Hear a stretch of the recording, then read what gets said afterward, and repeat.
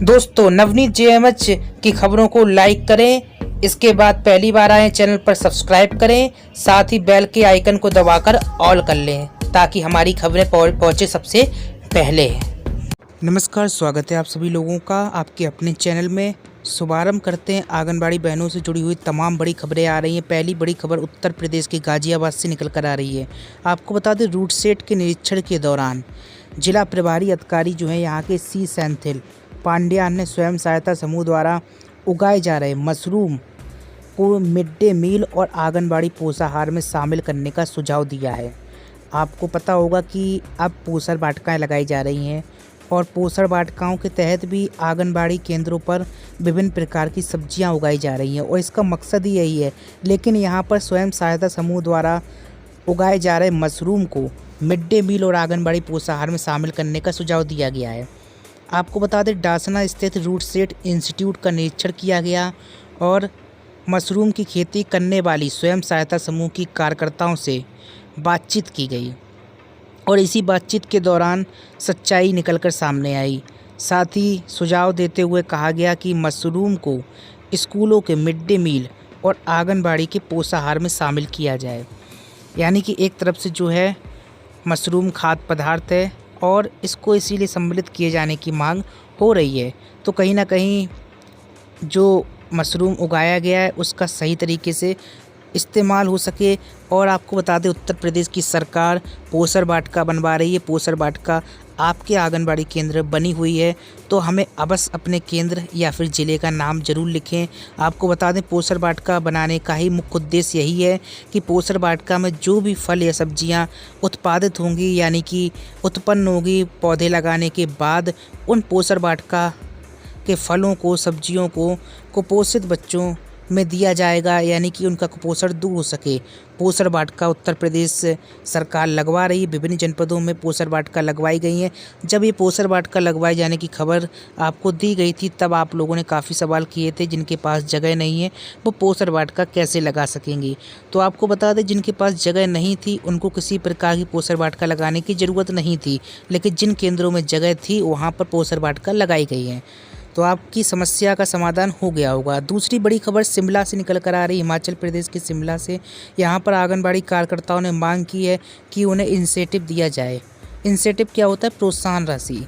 साथ ही कोरोना योद्धा घोषित किया जाए और 50 लाख का बीमा दिया जाए। आपको बता दें, यह मांग पार्टिकुलर अगर हिमाचल की बात की जाए तो यहाँ अकेले की नहीं है, उत्तर प्रदेश में भी यही मांग हो रही है। यहाँ पर भी आंगनबाड़ी बहनें मांग कर रही हैं। आपको बता दें, प्रदेश सुपरवाइजर आंगनबाड़ी कार्यकर्ता एवं सहायिका कल्याण संघ के प्रतिनिधि मंडल ने राज्य वरिष्ठ उपाध्यक्ष कृष्णकांता कंबर और राज्य भाजपा कार्यकारिणी सदस्य विजय ज्योति सेन की अध्यक्षता में सरकार के सामने अपनी मांगें रखी हैं। आपको बता दें, संघ ने आंगनबाड़ी कार्यकर्ताओं को प्री प्राइमरी अध्यापक नियुक्त करने की मांग की है। उन्होंने ये भी कहा कि वर्तमान में 18,000 से अधिक आंगनबाड़ी केंद्रों के माध्यम से सरकार की सेवाओं और स्कीमों का संचालन किया जा रहा है। अब देखिए, आप लोगों के लिए एक अहम चीज़ क्या है? अहम चीज़ ये है कि यहाँ पर एक चीज़ हो जाती है कि बहुत सारे लोग ये कह रहे हैं कि प्री प्राइमरी अध्यापक का दर्जा दिया जाए, यानी कि ऑब्वियसली जो है आंगनबाड़ी वर्कर्स कह रहे हैं प्री प्राइमरी का वर्कर का दर्जा वो सिर्फ मौखिक तौर पर नहीं मांग रहे हैं, वो मांग रहे हैं लिखित तौर पर। लिखित का मतलब है कि राज्य कर्मचारी घोषित किया जाए या फिर उनका वेतन बढ़ाया जाए, इस तौर पर मांग रहे हैं सरकार से। लेकिन सरकार तो कह रही है प्री प्राइमरी टीचर हमने आपको बना दिया, प्रशिक्षण दिया और बना दिया। पूरे देश भर में ये प्रोसेस हो रही है, लेकिन वेतन के नाम पर ठेंगा दिखाने का काम किया जा रहा है।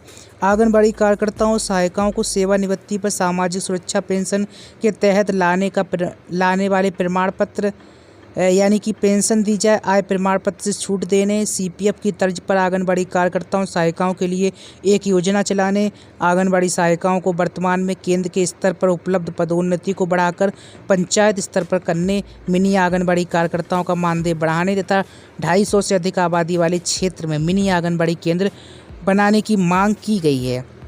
यानी कि सरकार ने प्रशिक्षण दे दिया और बन गए प्री प्राइमरी अध्यापक सिर्फ खाना पूर्ति में, क्योंकि प्री प्राइमरी अध्यापक का जो काम होता है वो दायित्व तो आपने सौंप दिए, लेकिन वो दायित्व जो सरकार को लेने चाहिए थे वो दायित्व नहीं लिया।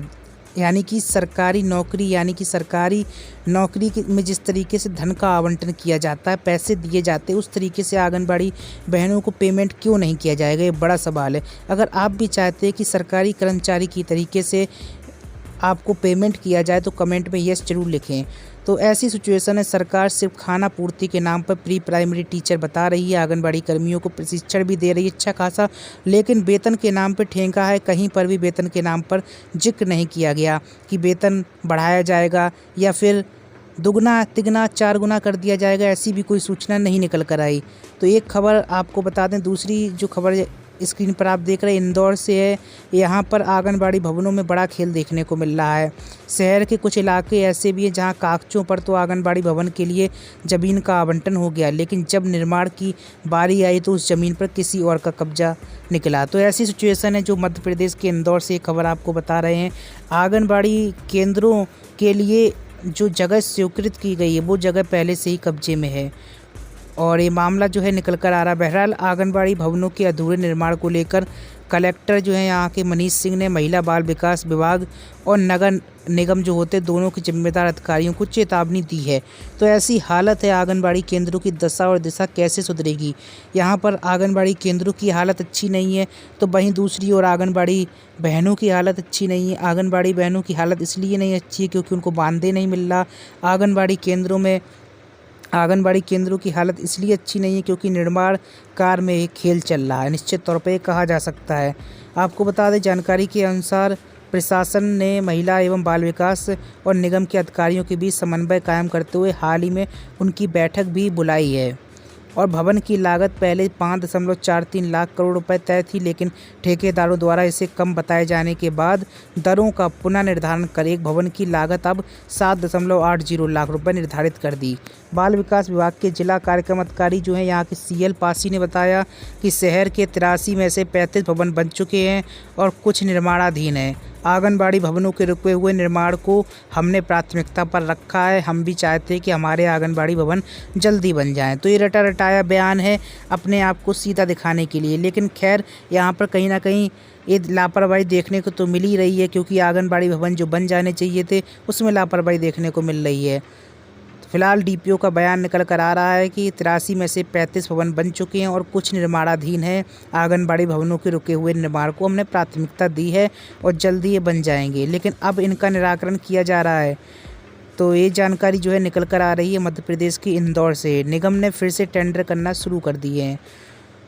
अगर आप भी अपने क्षेत्र की खबर भेजना चाहते हैं तो 7398683128 इस नंबर पर आप अपनी खबरें भेज सकते हैं। व्हाट्सएप नंबर है और इसमें आपकी खबरें भेजेंगे, आपके नाम से चलाई जाएंगी खबरें। और ज़्यादा खबरों के लिए आप gmhnews.in पर विजिट करना मत भूलें।